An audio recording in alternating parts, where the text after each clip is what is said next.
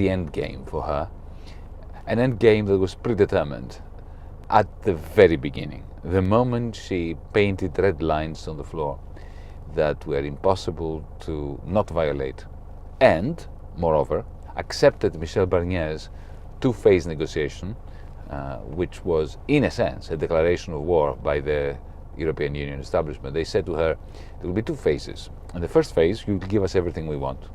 And then in the second phase, we will discuss what you want. If I were to say this to you, you should be offended. You should consider this not only an insult, but a naked aggression. She could have said, no, it won't be a two-phase negotiation. It will be a simultaneous negotiation. Negotiation is the art of giving and taking. If I give you everything in advance, why will you give me anything?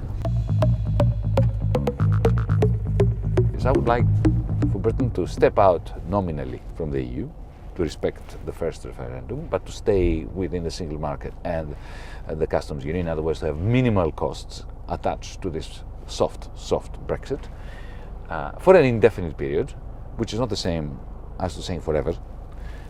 For Britain to have the debate it wants, and then in the end of that debate, whenever it happens, without the ticking clock, unlike now, to have a referendum.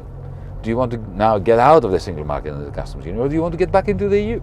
And ideally, I would want to see a second referendum where people in this country decide to rejoin an EU, and hopefully a reformed and transformed EU.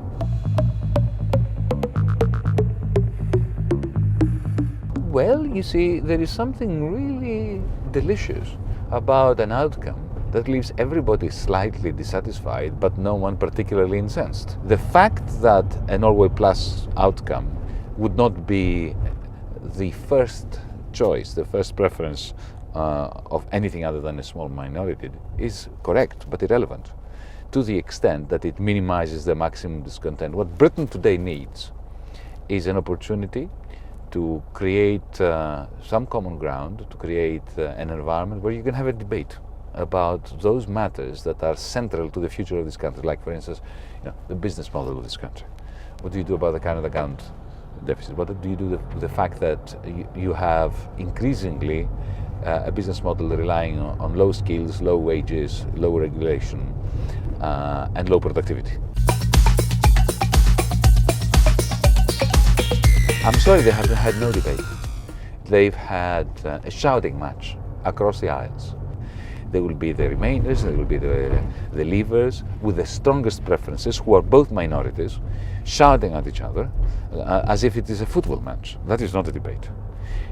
To make the debate count, it should be a debate about everything, about austerity, about what we want to do about investment, how we're going to change the business model, what we want to do about England. Because Brexit is an English phenomenon, it's not a Scottish phenomenon, it's not a Northern Irish phenomenon even. I mean, you have the DUP now holding the whole country to ransom, and they represent 30% of the Northern Irish who voted to remain. So there's something wrong with a political system that skews the conversation so much in Parliament compared to what's happening on the ground. Always know that in Brussels, they will want to crush you. Why? Because it is in their interest as a cartel to bind together in order to demonstrate to each other that their rules hold. So you've got to have a strategy, which in game theory we call a dominant strategy. That is a strategy that you will follow independently of what the other side will do.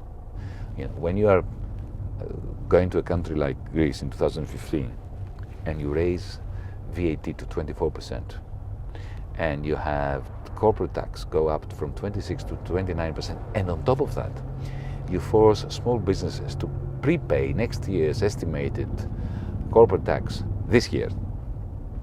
What are you going to do? What are you going to end up with?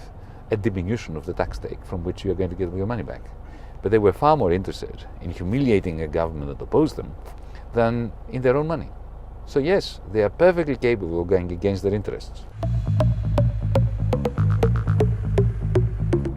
Worst aspect of it had nothing to do with interactions with the representatives of the Troika. The worst aspect of it is the backstabbing within your own cabinet, within your own war room, back home in Athens. I think Theresa May would probably agree with that. Except that Theresa May is responsible for her own fate.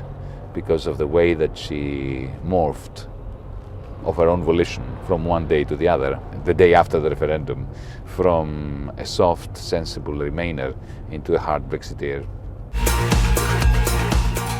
Hope we have a moral responsibility not to lose it. In this country, you have a lot more reasons to be hopeful than we do in Greece, because you are not a banana republic.